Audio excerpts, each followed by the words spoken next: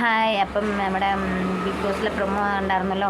അപ്പോൾ നമുക്ക് ആ പ്രൊമോയിൽ എന്താ കാണിക്കണേ, അനീഷും നൂറാവിയും ആദിലയും കൂടി അടി ഉണ്ടാക്കണതാണ്.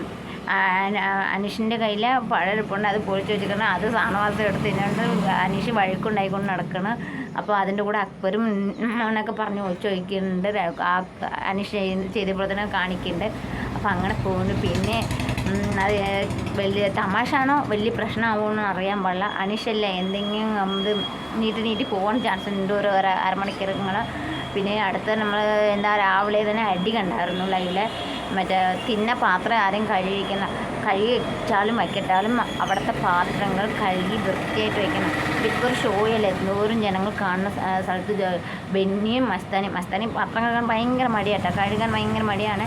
അത് പാത്രം കഴുകണം, എല്ലാവരും തിന്ന പാത്രം കഴുകണം. അങ്ങനെ ബാത്റൂം എല്ലാവരും പോകണേലേ, അങ്ങനെ ഒന്നല്ല. പാത്രം അത് അവരൊരു ഇതാണ്, അവരവർ തിന്ന പാത്രം അവരവർ കഴുകി വെച്ചാൽ അത്ര നല്ലതാണ്. പക്ഷെ ആരും കഴുകി വയ്ക്കാനുള്ള, അപ്പം ഞങ്ങൾക്ക് കഴുകി വയ്ക്കാൻ മനസ്സില്ല, ഞങ്ങൾക്ക് കഴുകി വയ്ക്കാൻ പറ്റില്ല എന്ന് പറഞ്ഞിട്ട് കാര്യമില്ല. അപ്പം നിങ്ങളിതിന് ചായയൊക്കെ ഉണ്ടാക്കി കൊടുക്കണം എന്ന് പറഞ്ഞ് വഴുക്കുണ്ടാക്കുന്നുണ്ട്. അപ്പം ഇങ്ങനെയാണ് പോകണത്. ഇനി എന്താവും അറിയാൻ പാടില്ല. ഇന്ന് കുറേ അടിയൊക്കെ ഉണ്ടാവും, അടി ഉണ്ടാവാതിരിക്കില്ല. പിന്നെ നമ്മുടെ കട്ടപ്പ പുറത്ത് പോയിട്ടും അനുമോളെ നന്നായിട്ട് കുത്താൻ ഓരോ അവസരം പോലെ പാലാക്കാനുള്ള നന്നായിട്ട് കുത്തുന്നുണ്ട്. ഈ ആൾക്കാരൊക്കെ അനുമോൾ പേക്കാന്ന് പറയുന്നത്, അനുമോൾ ഗെയിം കളിച്ചാലും തെറ്റ്, ഗെയിം എല്ലാ സ്ഥലത്തും സത്യസന്ധമായിട്ട് നിന്ന് കഴിഞ്ഞാൽ കളിക്കാൻ പറ്റില്ല, ഗെയിം കളിക്കാൻ പറ്റില്ല. എന്തോ ആണോ